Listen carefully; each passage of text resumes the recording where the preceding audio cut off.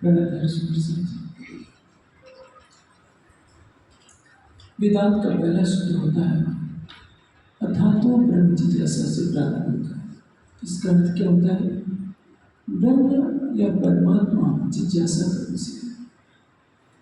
श्री देवजी जी मात्र 11 वर्ष के हैं। उनके मन में जिज्ञासा होती है कि मैं कौन, कहाँ से आ गया, कहाँ है मेरा होता है, मेरी आत्मा का स्वरूप क्या है, मेरी आत्मा कहाँ से आई है और मेरी आत्मा का अनादि परिक्रम कहाँ है, कैसा है। अपनी जिज्ञासा को शांत करने के लिए अनेकों के पास जाते हैं, तरह तरह की साधनाएं करते हैं। समय का चक्र घूमता जाता है और एक वह दिव्य समय आता है जब उन्हें अपने प्राणेश्वर का साक्षात्कार होता है। जब वो पूछते हैं कि क्या तुमने मुझे पहचाना, तो एक ही वाक्य निकलता है, पिया तो को मैं भोगित खोजिया छो तथा सब और पूछत फिर सुहागनी कोई बतावे पिया। मैंने तो आपको खोजने के लिए जगह जगह अनेक पंथों में मैं गया, यह जानने के लिए कि सच्चिदानंद परमात्मा कौन है, कहाँ से। एक चीज जब हम वाणी में यह शब्द सुनते हैं तो एक जिज्ञासु के मन में संशय आ जाता है कि ये बार बार प्रीतम शब्द, पिया शब्द, धनी शब्द क्यों कहा जा रहा है। क्या परमात्मा को पाने के लिए हमें अग्ना बनना पड़ेगा, अर्धांगी बनना पड़ेगा? इसको एक बात से समझिए। राष्ट्रपति का अर्थ क्या होता है? राष्ट्र का पति। इस समय तो राष्ट्रपति के पद पर मुर्मू जी बैठी हैं जो कि एक महिला है, वो सबके पति तो नहीं हो सकती। पति का अर्थ क्या होता है? जो पालन करने वाला है, समस्त जगत का जो पालन करता है उस परमात्मा को जगतपति कहते हैं। राष्ट्र को अपनी सत्ता से, शासन से जो संरक्षण देना है उसको राष्ट्रपति कहते हैं। इसी तरह से राजा को क्या कहते हैं? जगतपति कहते हैं। जो संसार में पति पत्नी के रिश्ते होते हैं उसमें क्या होता है? पति अर्थोपार्जन करता है, घर का खर्च चलाता है, तो इसको क्या कहते हैं? गृहपति है। और उसकी अर्धांगिनी को गृहपत्नी कहते हैं। सबसे बड़ी बात जो समझने वाली है, पिता को पुत्र प्रिय हो सकता है, प्रीतम नहीं हो सकता। क्यों? क्योंकि एक पिता के कई पुत्र होते हैं तो सबसे अधिक प्रेम किसी एक से कैसे कर सकता है? भाई के कई भाई हो सकते हैं, इसलिए भाई भी प्रीतम नहीं हो सकता, प्रिय हो सकता है। व्याकरण के दृष्टि से देखा जाए, अंग्रेजी में भी चलता है, संस्कृत में भी चलता है। जैसे अंग्रेजी में क्या कहते हैं? एक तो गुड होता है, एक बेटर होता है और एक बेस्ट होता है। बेस्ट का क्या होता है? सबसे अच्छा। संस्कृत में भी वैसे होता है, प्रिय होता है, प्रियतर होता है और प्रियतम होता है। प्रीतम का अर्थ क्या होता है? जिससे अधिक प्रिय कोई नहीं। जब हम कोई भी व्यक्ति अक्षरातीत को प्रीतम कह देता है तो सबके मन में संशय हो जाता है कि प्रीतम प्रीतम किसको कहते हैं, प्रभु क्यों नहीं कहते। ये बात बहुत ही गहन रस की है। संसार का कोई भी रिश्ता हो, भाई भाई का रिश्ता हो, पिता पुत्र का रिश्ता हो, गुरु शिष्य का रिश्ता हो, वात्सल्य रस में कहीं न कहीं डूबे होते हैं। एक पिता के कई पुत्र होते हैं, एक माँ के कई पुत्र होते हैं, एक भाई के कई भाई होते हैं, बहनें भी कई होती हैं, एक माँ के कई पुत्र होते हैं और एक गुरु के भी कई शिष्य होते हैं। लेकिन सबके प्रति समान भाव रखना धर्म का आदेश होता है। लेकिन एक रिश्ता ऐसा होता है जो केवल एक ही होता है, वो दूसरा नहीं हो सकता। भारतीय संस्कृति क्या कहती है?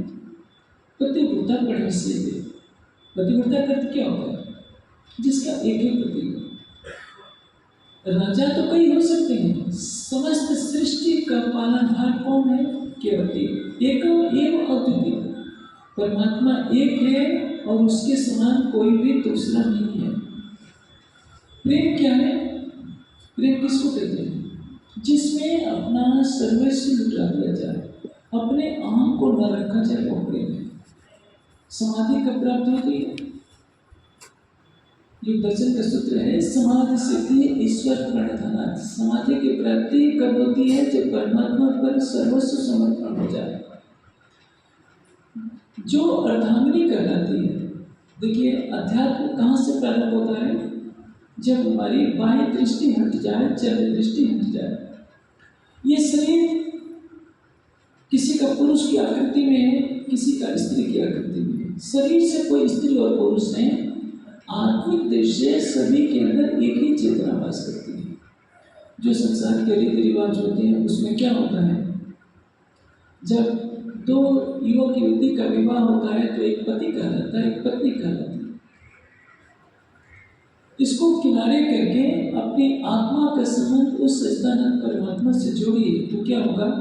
जैसे एक स्त्री का विवाह एक पुरुष के साथ ही हो सकता है एक बार, भले ही उसके मरने के बाद दूसरे से विवाह हो जाए, लेकिन द्रौपदी की बात छोड़ दीजिए, लेकिन एक स्त्री का विवाह एक के साथ ही होता है और उसका सर्वस्व समर्पण केवल एक के प्रति ही होता है। इसलिए उसको वह अधिकार होता है कहने का कि यही मेरा प्रियतम है। प्रिय है तो भी दाग लग जाता है, प्रियतम कहेगी तो भी दाग लगता है कि प्रिय से प्रियतर होता है, लेकिन पति तो प्रियतम होता है। इसलिए आत्मा परमात्मा के बीच में वह बात डाली गई है, आत्मा का प्रियतम केवल परमात्मा ही होता है। जो चौपाई में कहा गया है, पिया तो को मैं खोजिया, तो कुछ जो धार्मिक विद्वान होते हैं वो मन में धारणा बना लेते हैं कि कहीं ये सखी संप्रदाय तो नहीं है, हमें साड़ी बांध कर तो पहन करके तो परमात्मा को नहीं ले जाना पड़ेगा। यहाँ स्त्री पुरुष के वेशभूषा की बात नहीं है। जैसे कि मैंने कहा, किसी के लिए भी जो सबसे अधिक प्रिय है, जैसे इतिहास में कई घटनाएं आती हैं। इस राजस्थान की धरती तो वीरों की धरती है। अपने राष्ट्र की रक्षा के लिए एक हांडा रानी की कहानी है। उसके पति ने ही धोखा दिया था, मुगलों के साथ मिल गया था, तो उसकी रानी ने ही अपने पति की हत्या कर दी कि तुम देश के साथ धोखा कर रहे हो तो मैं तुम्हें नहीं छोड़ूंगा। तो उसके लिए प्रिय कौन हो गया? राष्ट्र हो गया। कोई सीमा पर एक सैनिक है, देश की रक्षा के लिए अपने प्राण दे देता है, उसकी पत्नी भी है, उसके बच्चे भी है, लेकिन जब सीमा पर है तो उसके लिए सबसे बड़ा प्रेम का अधिकारी कौन है? राष्ट्र। उसी तरह से प्रियतम और प्रियतम शब्द है। प्रियतम कौन होगा? केवल ये स्त्री पुरुष का संबंध नहीं है, जो हमारी आत्मा के लिए, हमारे हृदय के लिए सबसे अधिक ग्राह्य है, जिसको हम दूसरे शब्दों में क्या कहते हैं? हृदयेश्वर। हमारे हृदय का स्वामी कौन है? परमात्मा। हमारे जीवन का आधार कौन है? परमात्मा। इसलिए उसको क्या कहते हैं? प्राणेश्वर। उसको क्या कहते हैं? प्रियेश्वर। हमारे प्रेम का जो स्वामी है, हमारी आत्मा का सबसे प्रिय है, वह है केवल परमात्मा। इसलिए उसको प्रियतम कहते हैं। और उस प्रियतम को छोड़कर आजकल हिंदू समाज कहाँ भटक गया है? क्योंकि उसको तो परमात्मा का पता ही नहीं है। इसलिए जब उसको लालच दिया जाता है, देखो तुम तिरुपति मंदिर में चले जाओ, जानते हैं तिरुपति मंदिर में भीड़ क्यों लगती है? ऐसी मान्यता है कि भगवान श्री कृष्ण ने रुक्मिणी का वहीं से अपहरण किया था और माधवपुर में लाकर विवाह किया था। तो कहानी बना दी गई है कि जो भगवान के विवाह में दहेज देगा उसका धन बढ़ जाएगा। इसलिए हिंदू इसी लालच से जाते हैं, नहीं तो भगवान की मूर्ति तो हर शहर में है। आज का हिंदू परमात्मा को नहीं चाहता, वो स्वार्थ देखता है। इसी दीपावली आ गई तो कहा जाएगा कि देखो लक्ष्मी की पूजा करोगे तभी तुम्हारे पास धन बढ़ेगा। वहाँ ईमान हमारा डगमगा जाता है। हम प्रियतम किसको मानते हैं? अच्छा, तारकों का पाठ भी करेंगे, लेकिन सोचते जाएंगे तो हमारी धन संपदा चल जाएगी।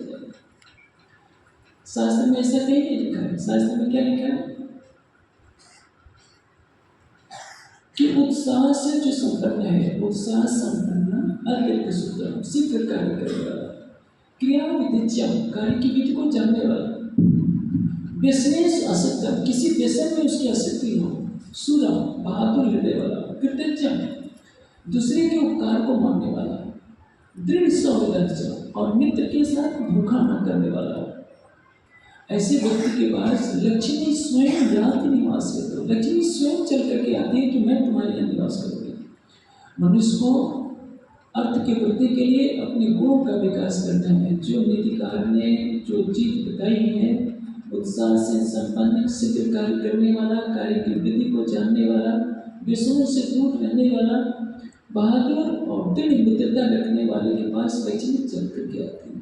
उसको लक्ष्मी की मूर्ति बनाकर पूजा करने की आवश्यकता नहीं है, उसको तिरुपति मंदिर में जाने की आवश्यकता नहीं है, क्योंकि सारे जगत का धारण करने वाला कौन है? जगतपति कितने हैं? मैं आपसे पूछूं कि जगतपति कितने हैं तो आप क्या बताएंगे? इस देश का राष्ट्रपति एक है या अनेक? प्रधानमंत्री एक है या अनेक? तो परमात्मा भी तो केवल एक है। यह बात हिंदू समाज को समझ में नहीं आ रही है। सुंदर साहब को भी ये बात समझ में नहीं आती। वो सोचते हैं कि सबको खुश रखें। ये बात बताइए, किसी घर में पतिव्रता पत्नी हो तो क्या उससे लोग रुठ जाएंगे? वो देवर का भी सम्मान करेगी, जेठ का भी सम्मान करेगी, पड़ोसियों से भी अच्छे संबंध दिखाएगी। क्या अपने पति से सबसे अधिक प्रेम करना गुनाह बन जाता है? ऐसा तो नहीं होगा कि कोई देवर हथियार उठाएगा। भारतीय संस्कृति में तो देवर को पुत्र के समान माना जाता है, जेठ को पिता के समान माना जाता है, ससुर के पिता होता है। इसलिए धर्म क्या कहता है? जैसे पतिव्रता का एक ही पति होता है लौकिक दृष्टि से, आत्मा का पति, चाहे पुरुष तन में विद्यमान आत्मा हो या स्त्री तन में विद्यमान आत्मा हो, उसका परमात्मा केवल एक ही होता है और वह सच्चिदानंद अधिपति। ये तो चेतन की बात चल रही है, मैं जड़ पदार्थों की बात करता हूँ। एक छोटे से एटम्स की बात लीजिए, उसमें न्यूट्रॉन नाभिक की परिक्रमा कौन करता है? इलेक्ट्रॉन करते हैं। इलेक्ट्रॉन सोचे कि चलो मैं इस नाभिक की परिक्रमा करूँ तो क्या होगा? आप जानते हैं, सृष्टि का प्रलय हो जाएगा। सूर्य में है, सौर मंडल है, 9 ग्रह किसकी परिक्रमा करते हैं? सूर्य की परिक्रमा करते हैं।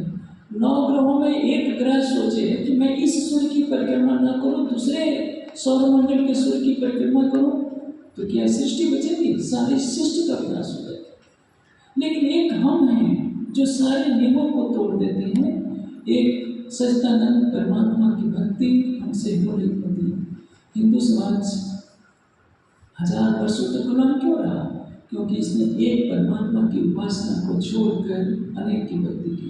वाणी में क्या लिखा है? पतिव्रता वाणी से, यही बात योगेश्वर श्री कृष्ण ने कहा है। भक्ति तो अव्यभिचारिणी। भक्ति कैसी होनी चाहिए? प्रेमा भक्ति और व्यभिचारिणी। केवल एक अक्षरातीत उपास्य हो, जो उत्तम पुरुष अक्षरातीत है, उसके अतिरिक्त अन्य कोई भी उपास्य नहीं हो सकता। हमारा समाज कहीं न कहीं वाणी के प्रकाश से दूर हो चुका है और समस्त हिंदू समाज एक सच्चिदानंद परमात्मा के बारे में नहीं जानता। वो सोचता है कि शनि देव की पूजा करने से कुछ संकट टल जाएंगे, हम शनि की पूजा नहीं करेंगे तो शनि देव उठ जाएंगे। राहु और केतु की पूजा करता है। सोचिए, शनि नाम का कोई उपास्य देवता ही नहीं, वो तो एक ग्रह है, बेचारा आकाश में घूम रहा है। उसका आपके सुख या दुख से कोई भी लेना देना नहीं। राहु और केतु कोई ग्रह नक्षत्र नहीं है, ये तो 2 राशियां हैं जो 2 बिंदु पर मिलती हैं। इनको न ग्रह है नक्षत्र है। राहु ने केतु नाम की कोई वस्तु नहीं होती है, कोई पदार्थ नहीं है, ये 2 राशियों का मिलन बिंदु है।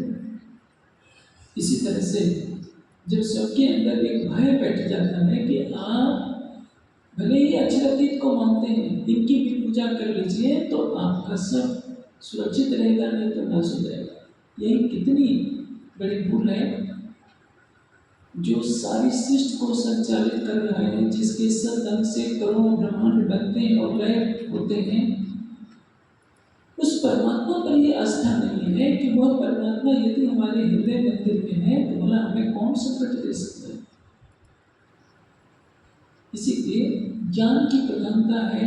जब हमारी निष्ठा परिपक्व कब होगी?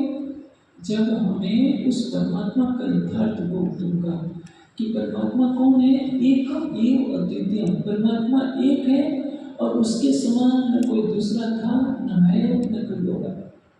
कलश में एक प्रसंग आता है कि अद्वैत शब्द जो बोलिए तो सिर पड़े होता है। अद्वैत किसको कहते हैं? जहां केवल एक परमात्मा ही हो। सिर पड़े उत्तर का तात्पर्य क्या है? अद्वैत की व्याख्या वही कर सकता है जिसका सिर न हो। जिसका सिर न हो तो जीवित ही नहीं रहेगा। तो जानते हैं अद्वैत की अनुभूति कौन करेगा? जिसने अपने सिर को मिटा दिया है, सिर को काट कर फेंक दिया, अर्थात अहंकार को काट दिया। जो माया मोह से उपजे सो क्या जाने।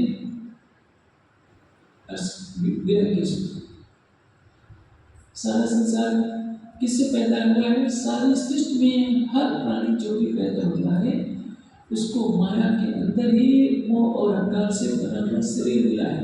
हमारी बुद्धि किसकी अंश है? महातत्व की। और महातत्व कहाँ से प्रकट हुआ है? मोह तत्व से। हमारा मन किससे बना है? अहंकार से। इंद्रियां किससे बनी है? अहंकार से बना है। हमारा मन, चित्त, बुद्धि, अहंकार रूप जो अंतःकरण है सब माया से प्रकट हुए। और इस मायावी जगत में जब तक हमें एक सच्चिदानंद परमात्मा का बोध नहीं होता तब तक हमें कभी भी शाश्वत शांति नहीं मिल सकती। अद्वैत क्या है? मैं आपको इसके बारे में एक बात समझाता हूँ। देखिए, एक सूफी फकीर हुए हैं अलग मंसूर। जैसे वेदांत का एक वाक्य आता है अहम ब्रह्मास्मि, उसी तरह से सूफी फकीर भी कहते हैं अनहलक। अनहलक अर्थ क्या होता है? अहम ब्रह्मास्मि अर्थात मैं खुदा हूँ। वो अपनी बंदगी के चरण पर जब पहुंचे तो उनके मुख से भी निकल गया अनहलक अनहलक अर्थात मैं खुदा हूँ, मैं खुदा हूँ। शरीयत और हकीकत में कभी मेल नहीं होता। जैसे ज्ञान मार्ग और कर्मकांड में कभी भी मेल नहीं हो सकता। आप जानते हैं कि अल्लाह का कुरान अलग है और अल्लाह का कुरान कुछ अलग होता है। ये कुरान की ऐसी व्याख्या करते हैं कि सारे संसार में आतंकवाद फैलता है। हर बात में इनको फतवा जारी करना होता है। जो अच्छा न लगे उसके खिलाफ फतवा जारी कर देंगे। इन्होंने फतवा जारी कर दिया कि मंसूर को पत्थर मार मार कर मार डालो, क्योंकि इसको जीने का अधिकार नहीं है। इन्होंने अनहलक कर दिया। अब इन मौलवी लोगों को कौन समझाना चाहे कि जिसकी तुम्हें अनुभूति नहीं है उसके बारे में तुम्हें खुद बोलने का अधिकार नहीं है। लेकिन सत्ता किसके पास होती है? ये झूठ के विचारकों के पास। मंसूर को ऐसे पत्थर मार मार कर समाप्त कर दिया जाता है। जब ऐसा कहा जाता है कि जब उसको गाड़ा जाता है जमीन में तो उसमें से आवाज आती है अनहलक अनहलक। मुल्ला लोग बहुत परेशान हुए कि ये तो हमारा भेद खुल जाएगा कि हमने इतने बड़े फकीर को मारा। पुनः उसको जला कर राख को पानी में डुबवा देते हैं। अब सोचते हैं कि राख हमने कर दिया तो अब तो कुछ नहीं। अब पानी में राख जहाँ जहाँ तक जाती है वहाँ से आवाज आती है अनहलक अनहलक मैं खुदा। इसका आशय क्या है? अद्वैत में द्वैत नहीं होता। द्वैत और अद्वैत क्या है? ये सारा संसार द्वैत है। द्वैत का तात्पर्य दो है, जीव और माता की लीला है। हमारे शरीर में जीव है। सुख दुख की इच्छा द्वेष प्रेम के लक्षण जिसमें होते हैं उसको जीव कहते हैं। चेतना जब इस प्रकृति में माया का तन धारण करती है तो उसको जीव की संज्ञा दी जाती है, चाहे उसका स्थूल शरीर हो या सूक्ष्म शरीर हो या कारण शरीर हो। ये परिक्रमा ग्रंथ एक है कर्तामारी का, उसमें कहा गया है लाम काम शून्य निर्गुण जो फना निरंजन क्षर अक्षर को छोड़ के एकता को मनना चला। क्षर अक्षर को छोड़कर एकता को मनना चला। क्षर क्या है? जो नस्वान है। और अक्षर क्या है? जो कुटस्थ है। क्षर अक्षर को छोड़कर एकता को मनना चला। किसका वर्णन होने जा रहा है? उस अक्षरातीत का, जो क्या है? स्वलीला अद्वैत। देखिए, तीन ब्रह्मांड है, तीन पुरुष हैं, क्षर अक्षर और उत्तम पुरुष। क्षर पुरुष क्या है? सृष्टि में जो कुछ दिखाई दे रहा है, प्रधान से लेकर वैकुंठ तक, निराकार तक, सब कुछ क्षर है। और जो चैतन्य है, संपूर्ण प्राणियों सहित आदिनारायण का स्वरूप क्या कहलाता है? क्षर पुरुष। पुरुष किसको कहते हैं? जो अपनी चेतनता से सर्वत्र व्यापक होता है, अपनी चेतन सत्ता से जो व्यापक होता है, वो पुरुष कहलाता है। जैसे हमारा शरीर है, हमारे शरीर में जो चेतना है, जिसको जीव कहते हैं, है तो बाल के नोक के 10,000वें भाग से भी छोटी है चेतना हमारी, लेकिन उसकी चेतना हाथी के शरीर में पूरी तरह से व्यापक है। हाथी को सूंड में कांटा चुभोइए तो उसको पीड़ा होगी, पैर में कांटा चुभोइए तो पीड़ा होगी, उसकी पीठ में कांटा चुभोइए तब भी पीड़ा होगी, क्योंकि उसकी चेतना पूरे शरीर में व्यापक है, पूर्ण है। उसी तरह से समस्त सृष्टि के कण में जिस नारायण की सत्ता व्याप्त है, उस नारायण सहित संपूर्ण प्राण समुदाय को क्षर पुरुष कहते हैं। और उसके परे क्या है? क्षर अक्षर को छोड़कर एक आगो मूलाक्षर। ये क्षर किसका सपने का स्वरूप है? अक्षर के सपने का स्वरूप है क्षर। और इसको क्या कहते हैं? अक्षर क्या है? कुटस्थ है, अद्वैत। और अद्वैत से भी परे क्या है? स्वलीला अद्वैत। स्वलीला अद्वैत का अर्थ क्या होता है? जहाँ एक ही परब्रह्म सभी रूपों में क्रीड़ा कर रहा हो। अर्धवाणी में कलश के अंदर जो भाई आती है कि अद्वैत शब्द जो बोल रही है तो सिर पड़े होता है। अद्वैत की व्याख्या कौन करेगा? जिसका सिर न हो, जो अहंकार से परे हो गया, अस्तित्व विहीन जो हो गया है। अस्तित्व विहीन कौन होगा? जो एक सच्चिदानंद परमात्मा को जानकर उसके प्रेम में अपने अस्तित्व को समाप्त कर लिया होगा। और इसीलिए हम ब्रह्मास्मि की अवस्था कब प्राप्त होती है? मैं शरीर नहीं हूँ, मैं इंद्रिया नहीं हूँ, मैं अंतःकरण नहीं हूँ, मैं शुद्ध चैतन्य हूँ। जैसे सागर से लहरें प्रकट होती हैं, मैं उस आनंद के प्रेम की राशि का, मैं भी उस राशि की एक लहर मात्र हूँ। ये अद्वैत भावना कहलाती है। आज का हिंदू समाज आप देखते ही मंदिर में जाता है तो स्वार्थ से जाता है। परमात्मा ये अमुक देवता मेरी ये इच्छा पूरी कर दे, भक्ति से बहुत कम जाते हैं।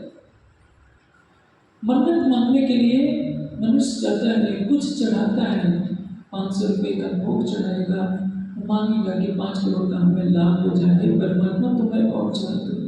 ये कोई अध्यात्म नहीं है। अध्यात्म किसको कहते हैं? जैसे वाणी कहती है, तरतम गण में कहा है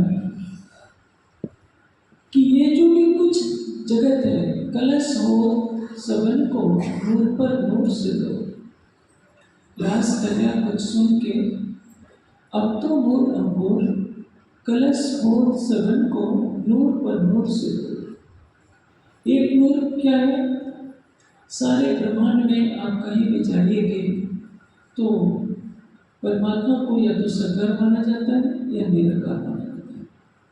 साकारवादी क्या कहते हैं कि हमारे जो परमात्मा है, विष्णु भगवान है या शंकर जी है, कोई भी, स्थूल लोगों में वैकुंठ को सर्वोपरि माना गया है। और जो निराकार है, जो निराकारवादी है, कहते हैं कि परमात्मा निराकार है। वो कहेंगे कि जो निराकार एक है, केवल हम उसको ही परमात्मा मानेंगे। ये जो है सुपन बुद्ध वैकुंठ लो या निरंजन निराकार, स्वप्न सुंदर को उलंघ के मेरी सखी मेरे देवकार। स्वप्न की बुद्धि से हम क्या ज्ञान प्राप्त कर सकते हैं कि परमात्मा साकार है और साकार को मानने वाले वैकुंठ से आगे की सोच नहीं सकते। जो दूसरी विचारधारा होती है परमात्मा को निराकार मानने की, इन्हीं दो विचारधाराओं में सारा संसार बनता है। या तो साकार मानेगा, साकारवादी विचारधारा कहती है भिन्न भिन्न महापुरुषों को परमात्मा का स्वरूप मानती है। मर्यादा पुरुषोत्तम राम को, हनुमान जी को, गणेश जी को, शंकर जी को, योगेश्वर श्री कृष्ण को, उनको लगता है कि परमात्मा जो नेति नेति है वो तो अनादि है, अनंत है। उसको इस मानव तन में अनुभूत करने के लिए हमें इनका आधार लेना पड़ेगा। जैसे तुलसीदास जी, उनके अंदर इतनी दृढ़ता है भगवान राम के प्रति कि वृंदावन में जाते हैं तो श्री कृष्ण की मूर्ति को देखकर खुश तो हो जाते हैं, लेकिन कहते हैं कि तुलसी मस्तक तक नमे जब धनुष बाण होगा, मैं आपको केवल राम के रूप में देखना चाहता हूँ।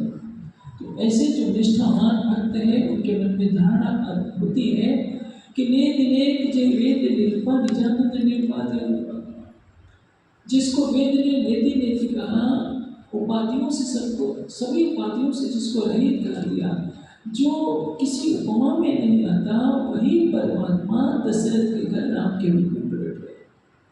उन्होंने शास्त्रों को भी पढ़ा है, लेकिन उनकी आस्था किस पर है? भगवान राम पर है, भगवान विष्णु पर है, नारायण पर है, क्योंकि वे मानते हैं कि नारायण ही भगवान राम के रूप में अवतरित हुए और उन्हीं के मूर्ति के रूप में विष्णु भगवान मानते हैं। साकारवादी भावना यही कहती है। दूसरी जो निराकारवादी भावना है, विचार है, वो क्या कहती है कि परमात्मा जो सर्वत्र व्यापक होता है वह निराकार होता है, क्योंकि एक देशी जो परमात्मा होगा वो सर्वोच्च नहीं होगा, सर्वशक्तिमान नहीं होगा। जैसे हम जयपुर इसमें अजमेर में बैठे हैं तो कन्याकुमारी में क्या हो रहा है हमें थोड़ी पता, या अमेरिका में सैन फ्रांसिस्को नगर में क्या हो रहा है हमें कुछ नहीं पता। लेकिन जो सब कुछ सब जगह व्यापक होगा वो अजमेर की भी बात जानेगा, कन्याकुमारी की भी बात जानेगा, सैन फ्रांसिस्को की भी बात जानेगा। परमात्मा हड्डी मांस का समूह नहीं है, मानवीय समूह तन में नहीं आता। परमात्मा सर्वत्र व्यापक है, सूक्ष्म से सूक्ष्म है, अड़ो अड़यान नौतो मयान आत्मा अस्तित्व निगम गर्भुआया। कठोपनिषद में क्या लिखा है? इतना सूक्ष्म है कि मनुष्य की बुद्धि उसका आकलन नहीं कर सकती, और इतना अनंत भी है कि मनुष्य की बुद्धि उसके बारे में सोच नहीं सकती। ये उसको कहता है। ऐसी विचारधारा परमात्मा को निराकार मानती है। निराकार का क्या होता है?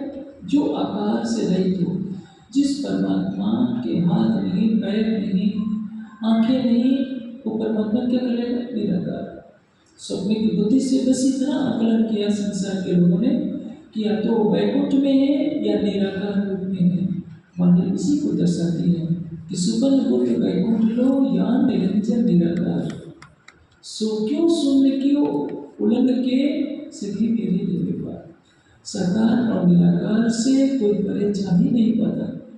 यही कारण है कि तारतम्य वाणी का निर्देश है कि जो दे तब को बकाकर कोई बोलने नहीं खड़ा। इस निराकार से परे क्या है संसार में कोई भी नहीं जानता। तारतम्य का प्रकाश आता है और वो दर्शाता है। वैसे तो वेद में सब कुछ लिखा हुआ था, लेकिन संकेतों में लिखा हुआ था।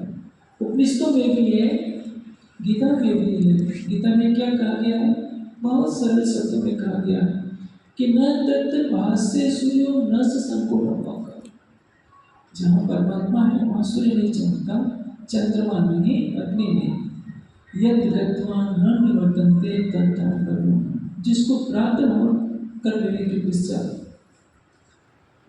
पुनः संसार में लौटना नहीं होता। और क्या है? परम धाम। परम धाम कहाँ है?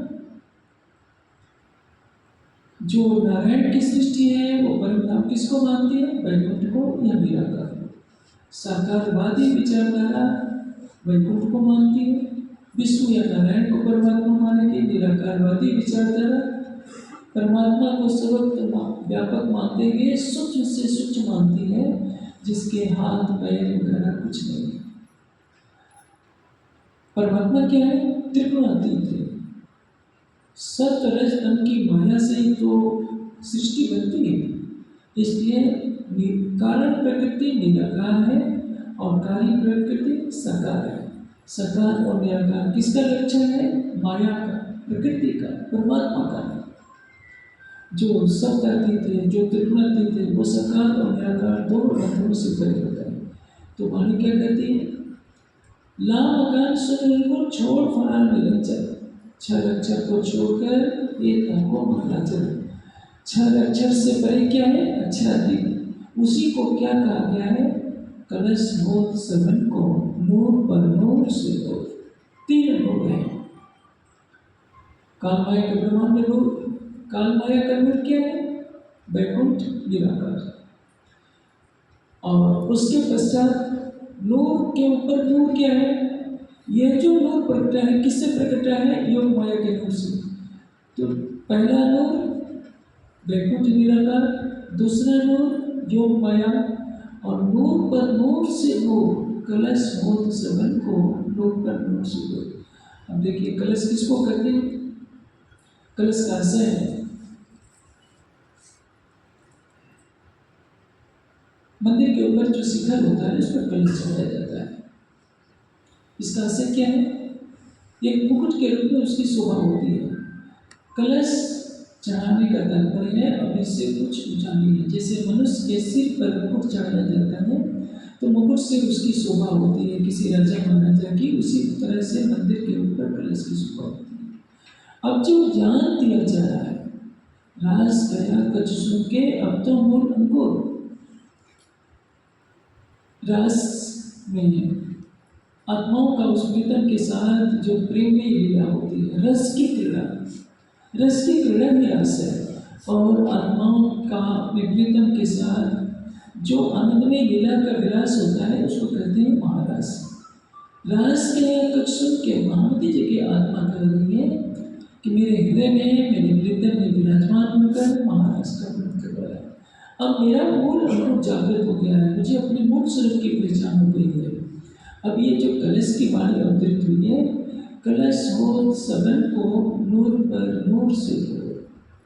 ज्ञान की दृष्टि से देखें तो वेद का रहस्य किसमें आता है? महाराज के तरफ में आता है। वेद क्या कहते हैं? वेद परमात्मा के स्वरूप का वर्णन करते हैं। वेद परमात्मा को पाने के लिए प्रेम तत्व को दर्शाते हैं। गीता में ईश्वर श्री कृष्ण ने एक बात कही है कि पुरुष पर भक्त्या लभ्यस्तु अनन्य है। परमात्मा कैसे प्राप्त होता है? अनन्य परा प्रेम लक्षण भक्ति से प्राप्त होता है। अनन्य परा प्रेम लक्षण भक्ति क्या है? जिसमें कोई अनन्य का अर्थ क्या? जिसमें कोई दूसरा न हो। मैं बार बार इस बात को दे रहा हूँ। अनन्य का अर्थ ही होता है कि एक परमात्मा के अतिरिक्त दूसरा कोई भी हमारी आत्मा का प्रीतम नहीं हो सकता, कोई उपास्य नहीं हो सकता। विगत कई हजार वर्षों से, लगभग 3000 वर्षों से भारतवर्ष में जो परंपरा चल पड़ी है, एक परमात्मा को सबने छोड़ दिया है। एक परमात्मा कौन है, कहाँ है, कैसा है, इसके बारे में कोई सोचता नहीं है। हर कोई अपने लाभ के बारे में सोचता है। मुझे तो बहुत आश्चर्य होता है जब बार बार दिखाया जाता है कि देखो सन ग्रह की पूजा से तुम्हें ये मिल जाएगा, अमुक देवता की पूजा से तुम्हें ये मिल जाएगा, कामाख्या जाओगे तो ये मिल जाएगा। पूछा जाए कि सृष्टि को बनाया किसने? एक समय ऐसा था जब अयोध्या भी नहीं थी, कैलाश पर्वत भी नहीं था, द्वारका भी नहीं थी, गुवाहाटी भी नहीं था, तो ये सभी कहाँ थे? सबको उत्पन्न करने वाला कौन है? एक सच्चिदानंद परमात्मा, जिसके लिए वेद ने कहा न त्वाम अन्यो न पार्थो न जातो न जनिष्यते। हे परमात्मा, तेरे जैसा न कोई हुआ है, न है, न कभी होने वाला है।